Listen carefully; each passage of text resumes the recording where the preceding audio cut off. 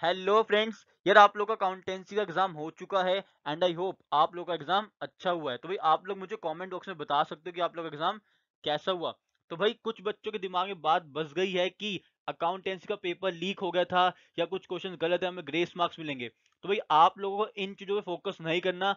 अगर आप लोगों के साथ कुछ अनफेयर हुआ है तो सीबीएसई भाई बिल्कुल आपके साथ है। तो भाई आज से जो हमारा टॉपिक है ना डिस्कशन का वो ये है कि हम लोग क्या करेंगे, जो हमारा नेक्स्ट एग्जाम बिजनेस स्टडीज का है उसमें हम लोग अच्छा स्कोर कर जाएं। तो भाई मैंने खुद अपने बिजनेस स्टडीज एग्जाम में 98 स्कोर किया था और आज हम देने वाले हैं कुछ ऐसी टिप्स जो बहुत ज्यादा यूजफुल रहेंगी आप लोगों को बिजनेस स्टडीज में अच्छा स्कोर करने में। So my name is search and let's start.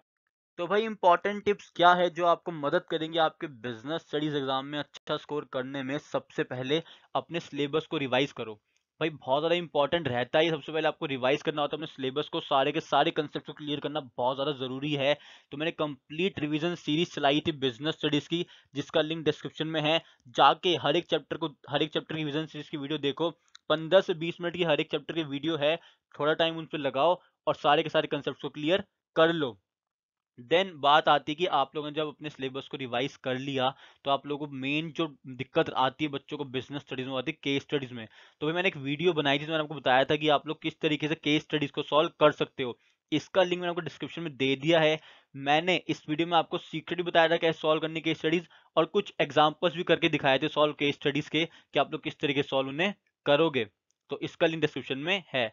अब बात आती है मेन की, हम रिवाइज जब कर रहे होते हैं सिलेबस तो हमें कंसेप्ट याद नहीं होते।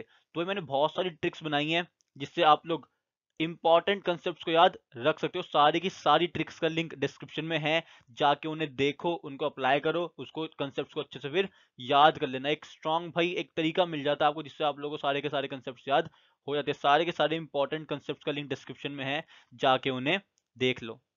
देन आती है बात analysis.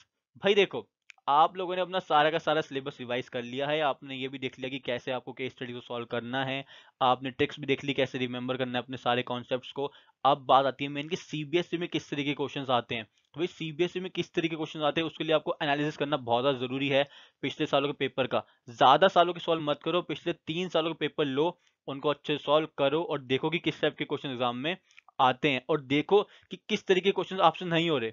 Find out your weaknesses, कि किस टाइप के क्वेश्चन आपसे नहीं हो रही है, किस चैप्टर की केस स्टडी थी जो मेरे सॉल्व नहीं हो रही, मुझे समझ तक नहीं आ रही। तो अपनी वीकनेस को पता लगाओ और उस वीकनेस को ओवरकम कर लो। अब भाई आपने इतना कुछ कर लिया है, अब आपको क्या करना है, 3 घंटे का एक सैंपल पेपर लेना है। 3 घंटे का सैंपल पेपर लेके बैठो, उसको सॉल्व करो पूरे के पूरे सैंपल पेपर को।